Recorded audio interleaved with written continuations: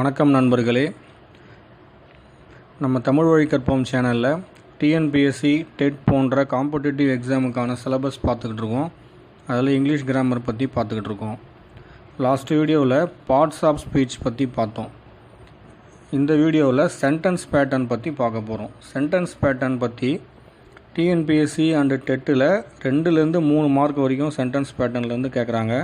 ரொம்ப ஈஸியான grammar part இது. கண்டிப்பாக இதில் நம்ம 3 மார்க் கண்டிப்பாக நம்ம வாங்கிடலாம். ஸோ அது எப்படி கண்டுபிடிக்கிறது, என்ன பேட்டர்னை எப்படி ஈஸியாக கண்டுபிடிக்கிறது அப்படின்ற ட்ரிக்ஸ்லாம் இப்போ நம்ம பார்க்கலாம் ஃப்ரெண்ட்ஸ்.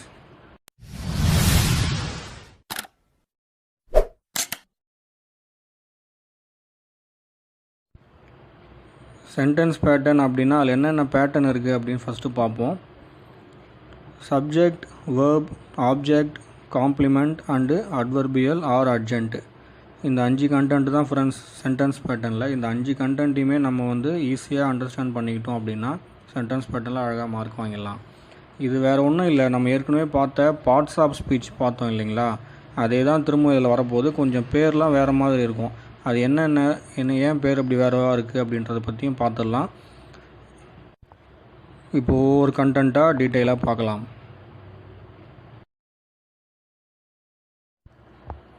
அதில் முதல் பேட்டர்ன் சப்ஜெக்ட். சப்ஜெக்ட் அப்படின்னா ஒன்றும் இல்லை ஃப்ரெண்ட்ஸ், நவுன் அண்டு ப்ரொனவுன் அப்படின்னு சொல்லிட்டு ஆல்ரெடி நம்ம பார்ட்ஸ் ஆஃப் ஸ்பீச்சில் பார்த்தோம் இல்லைங்களா. நவுன் அப்படின்னா பெயர்ச்சொல், ப்ரொனவுன்னா பிரதி பெயர்ச்சொல். ஒரு சென்டென்ஸில் செயலை செய்யக்கூடிய நபர் அல்லது ஒரு இடம் அல்லது ஒரு பொருள், நேமிங் வேர்டு அப்படின்னு நம்ம சொல்லியிருக்கோம். அந்த நேமிங் வேர்டு தான் சப்ஜெக்ட். இப்போ இந்த எக்ஸாம்பிள்ஸ்லாம் பாருங்கள். Vijay is an Ilaya Thalapathy, Ajith is an ultimate star. இந்த 2 சென்டென்ஸ்லையுமே ஒரு ப்ராப்பர் நவுன் நம்ம யூஸ் பண்ணியிருக்கோம், விஜய் அண்ட் அஜித் அப்படின்றது. ஸோ இந்த சென்டென்ஸில் அவங்க தான் செயலை செய்யக்கூடியவங்க, அவங்க தான் நவுன். ஸோ இந்த நவுனை தான் நம்ம சப்ஜெக்ட் அப்படின்னு சொல்லுவோம். அதே மாதிரி he went to school, you will become a teacher, they are playing tennis. இந்த 3 சென்டென்ஸ்லையும் பார்த்தீங்கன்னா ஹீ, யூ அண்டு தே, இது 3மே ப்ரொனவுன். நம்ம ஈனா அவர், யூனா நீ நீங்கள், தேனா அவர்கள். இது 3மே நவுனுக்கு பதிலாக யூஸ் பண்ணக்கூடிய வார்த்தை அப்படின்றதான் இது ப்ரொனவுன். நம்ம சென்டென்ஸ் பேட்டர்னில் இதை தனியாக நவுன் ப்ரொனவுன் அப்படின்லாம் மென்ஷன் பண்ணக்கூடாது. அது 2த்துக்குமே சேர்த்து காமனான பேர் தான் சப்ஜெக்ட். அதனால தான் அது சப்ஜெக்ட்டுன்னு தனியாக ஒரு பேர் வச்சுருக்காங்க. ஸோ நவுன் அண்டு ப்ரொனவுன் ஒரு சென்டென்ஸில் கண்டிப்பாக அது ஸ்டார்டிங்கில் தான் வரும். அந்த ஸ்டார்டிங்கில் வரக்கூடிய நவுன் ப்ரொனவுனுக்கு பேர் தான் சப்ஜெக்ட். அடுத்த பேட்டர்ன் வேர்ப். வேர்ப் அப்படின்னா வினைச்சொல் அப்படின்னு நம்ம ஏற்கனவே பார்ட்ஸ் ஆஃப் ஸ்பீச்சில் பார்த்துருக்கோம். வெர்பை பற்றியும் ஃபுல்லாகவே அங்கே பார்த்துருக்கோம். ஸோ வெர்ப் அப்படின்றது ஒரு சென்டென்ஸில் மெயின் பார்ட்டு. அந்த சென்டென்ஸு என்ன ஆக்ஷனை பேஸ் பண்ணி நம்ம பேசுகிறோம் அப்படின்றது தான் வெர்புன்னு சொல்லி ஏற்கனவே சொல்லியிருக்கோம். இந்த எக்ஸாம்பிள்ஸ்லாம் பார்க்கலாம். The baby is crying.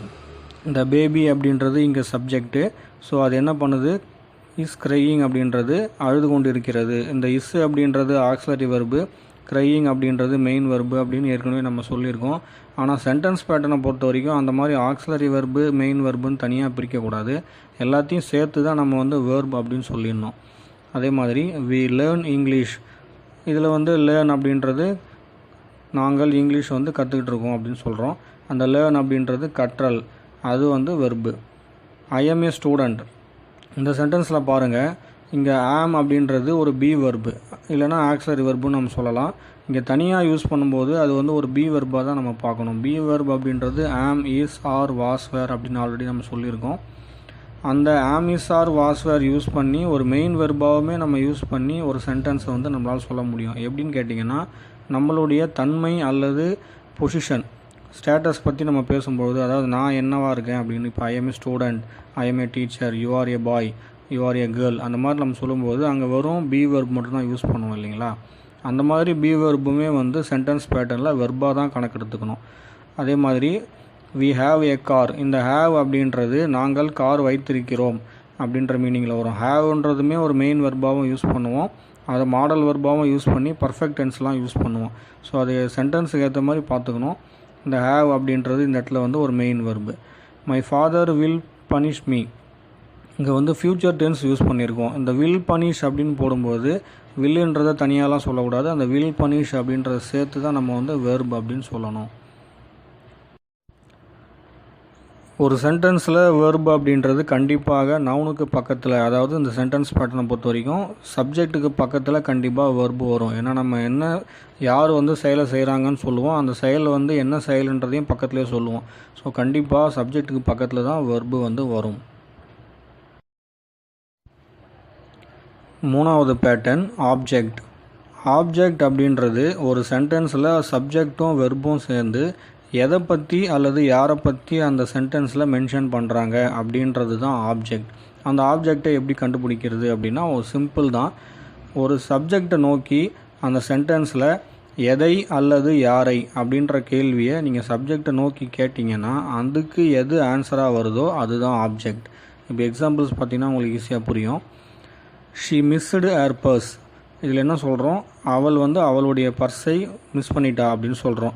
So இப்போ சப்ஜெக்டை நோக்கி எதை மிஸ் பண்ணிட்டாங்க அப்படின்னு நம்ம கேட்டோம்னா அதுக்கு எது பதிலாக வருது, அவளுடைய பர்ஸ், ஹர் பர்ஸ் அப்படின்றது தான் அதுக்கு வந்து ஆன்சராக வருது. ஸோ அந்த எதை அப்படின்றதுக்கு வரக்கூடிய ஆன்சர் தான் ஆப்ஜெக்ட். இதில் வந்து இந்த ஹர் பர்ஸ், அவளுடைய பர்ஸ் அப்படின்றது தான் ஆப்ஜெக்ட். அதே மாதிரி Suman met his teacher. Suman வந்து அவனுடைய டீச்சரை மீட் பண்ணியிருக்கான் அப்படின்னு சொல்கிறோம். இதில் வந்து அந்த சப்ஜெக்டை சுமனை நோக்கி யாரை மீட் பண்ணான் அப்படின்னு கேள்வி கேட்டிங்கன்னா அதுக்கு எது ஆன்சராக வருது, இஸ் டீச்சர், அவனுடைய டீச்சரை மீட் பண்ணியிருக்கான். ஸோ அந்த இஸ் டீச்சர் அப்படின்றது தான் ஆப்ஜெக்ட். அதே மாதிரி ஐ ரீட் நியூஸ் பேப்பர். நான் நியூஸ் பேப்பர் வந்து படிக்கிறேன். எதை படிக்கிற அப்படின்னு அந்த சப்ஜெக்டை நோக்கி நம்ம கேட்கும்பொழுது நியூஸ் பேப்பர் படிக்கிறேன் அப்படின்னு நம்ம சொல்லும்போது அந்த நியூஸ் பேப்பர் அப்படின்றது தான் ஆப்ஜெக்ட். சிம்பிள் தான் ஃப்ரெண்ட்ஸ். ஆப்ஜெக்டை வந்து சப்ஜெக்டை நோக்கி எதை அல்லது யாரை அப்படின்ற கேள்வியை கேளுங்க, அதுக்கு எது ஆன்சராக வருதோ அதுதான் ஆப்ஜெக்ட். இந்த ஆப்ஜெக்டை 2 டைப்பாக பிரிப்பாங்க. ஏன் அப்படின்னா ஒரு சென்டென்ஸில் எதை அல்லது யாரை அப்படின்ற கேள்வியை வந்து சப்ஜெக்டை நோக்கி நம்ம கேட்க சொன்னோம். ஒரு சென்டென்ஸில் ஒன்றே ஒன்று மட்டும்தான் வரும் அப்படின்னு நம்ம சொல்லவே முடியாது. சில சமயத்தில் சில சென்டென்ஸில் எதை அப்படின்றதுக்கும் பதில் இருக்கும், யாரை அப்படின்றதுக்கும் பதில் இருக்கும். அப்போ அந்த மாதிரியான 2 வார்த்தைகளை வந்து எப்படி பிரிக்கிறது, அதுக்காக தான் அது வந்து ஆப்ஜெக்டை 2 டைப்பாக பிரிச்சுருக்காங்க. அது என்னென்னு பார்த்தீங்கன்னா ஒன்று டைரக்ட் ஆப்ஜெக்ட், இன்னொன்று இன்டைரக்ட் ஆப்ஜெக்ட். இப்போ ஒரு சென்டென்ஸில் வந்து எதை அப்படின்ற கேள்விக்கு எது ஆன்சராக வருதோ அது வந்து டைரக்ட் ஆப்ஜெக்ட். அதே சென்டென்ஸில் யாரை அல்லது யாருக்கு அப்படின்னு ஒரு கேள்வியை கேட்டோம்னா அதுக்கு எது ஆன்சராக வருதோ அது வந்து இன்டைரக்ட் ஆப்ஜெக்ட்.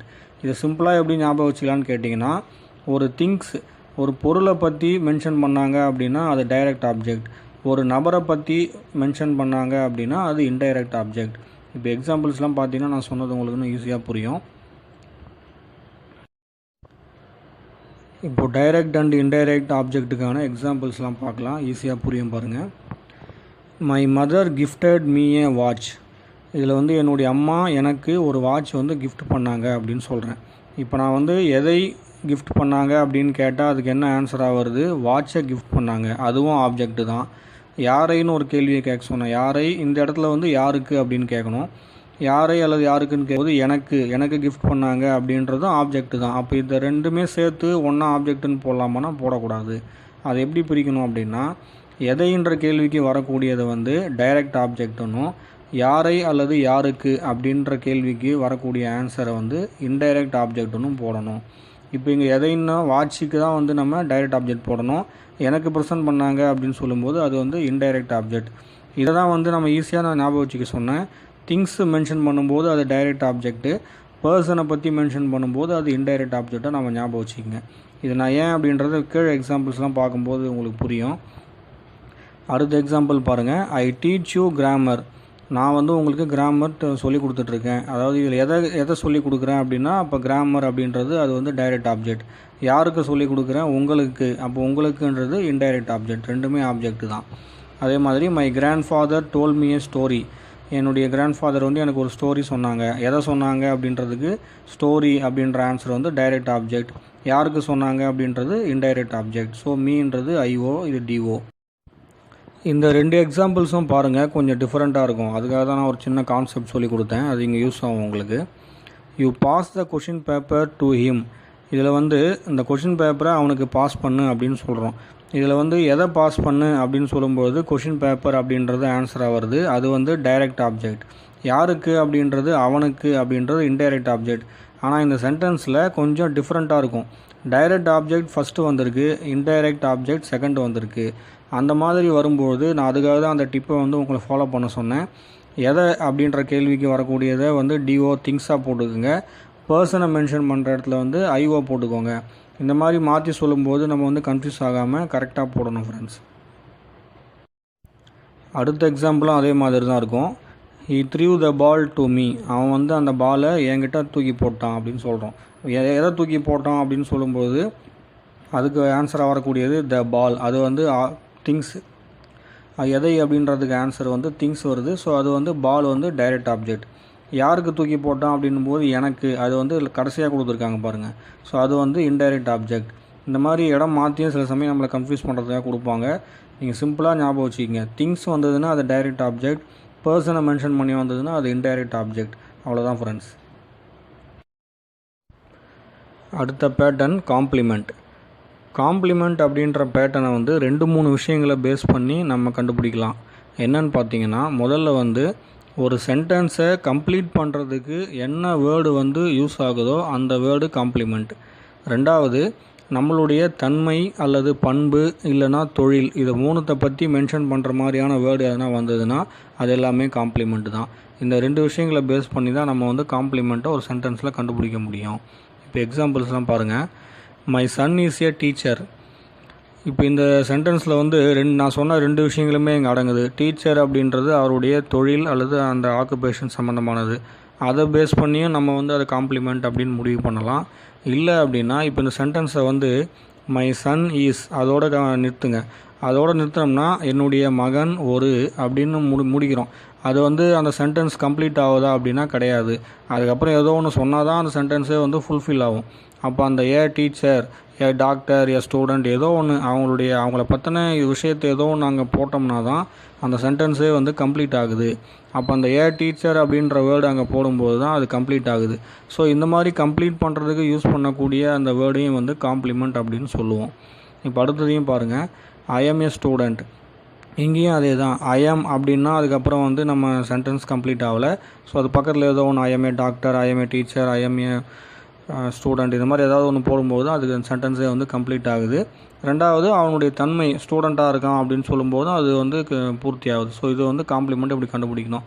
மெயினாக வந்து பி வெர்பு ஆம், இஸ், ஆர், வாஸ் வேருக்கு பக்கத்தில் ஒரே ஒரு வேர்டு மட்டும்தான் இருக்குது, வேறு எதுவுமே அதுக்கு பக்கத்தில் இல்லை அப்படின்னா அது கண்டிப்பாக வந்து காம்ப்ளிமெண்ட்டாக தான் இருக்கும்.